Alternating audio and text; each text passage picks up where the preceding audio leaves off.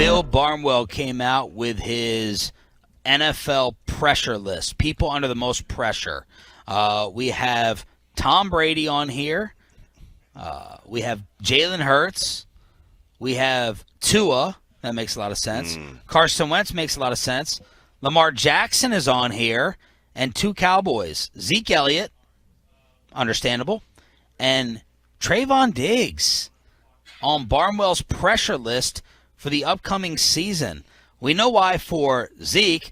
Let's figure out why for Diggs. This is Bill Barnwell, whose work we like. Bobby Bell doesn't. ESPN. In a stunning 2021 season, Diggs picked off passes in each of his first 6 games and finished with a league-leading 11 interceptions. Generated incredible value for the Cowboys by winning possessions and flipping fields, but he gave some of it back in coverage. According to Next Gen, he allowed 790 yards, third most in the league, blah, blah, blah. We already know that stuff. It's become too trendy and simplistic to suggest that Diggs' value is muted altogether by the yardage he allows in coverage, but it's fair to wonder what happens if he doesn't continue to intercept passes at a historic rate. Over the past 50 years, just 4 players have managed to intercept at least 8 passes in consecutive years.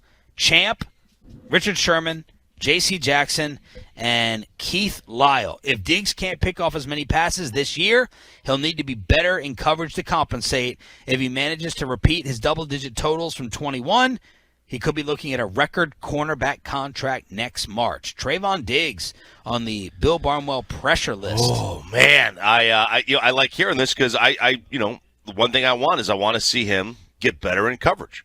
Like, allowing the 3rd most yards in the league is not good, especially when considering you've intercepted so many passes. The thought process is they would start going away from you, but they didn't. They went to him more. Now, some cornerbacks on TV have said, hey, this is part of the system, right? They can't preach go for the football, get the ball. We want turnovers, and this isn't the Cowboys preaching. It's more media. And then get mad when some of that risk results in yards given up. Little bit of the system in this, I'm sure. Oh, listen.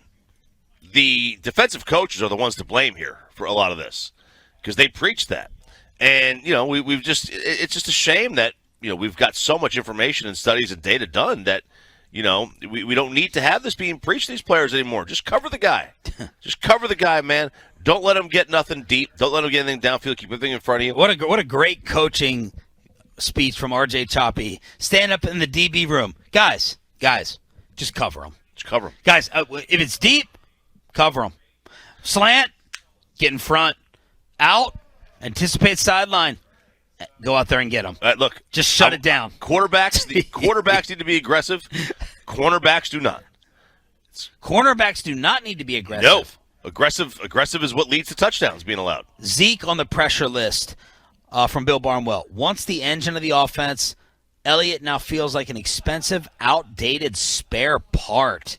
Oh. The Cowboys would have loved to shed his $18 million cap hit, but repeated restructures locked them in for one more year. They chose not to restructure it this offseason, making it easier to cut him next March, which would free up $11 million in cap space. He's due an identical amount next year in base salary, and since the market is unlikely to deliver a similar offer, only real way he can stay at that salary is to deliver a vintage season. Slow start a year ago before the right knee injury. Numbers have been in steady decline since leading the league in 2018.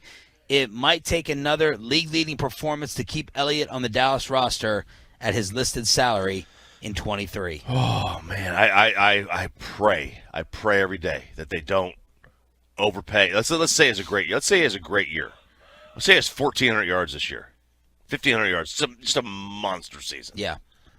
They're going to give him an extension. You think? Yeah. They are. He said, I don't care what the rest of the league thinks. This team values running back. They're going to do it, man.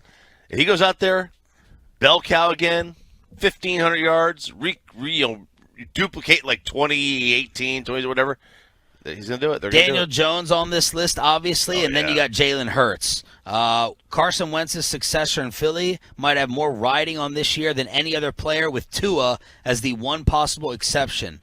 Hurts has been more successful than his former teammate at Alabama, Tua, with the Eagles riding him with a run-heavy offense. The spread here amounts to about $97 million when you look at what they've spent. You got, A.J. Brown. You got all the new offensive parts. If Jalen excels in his third year and raises his game, he could be having a new deal with about $100 million in guarantees. If he struggles, they got 2 first-round picks to replace him while paying somewhere in the ballpark of $3 million. Bill Barnwell with the pressure list. Wow. I can't imagine. And they got 2 first-round picks as the safety net. You can't imagine what.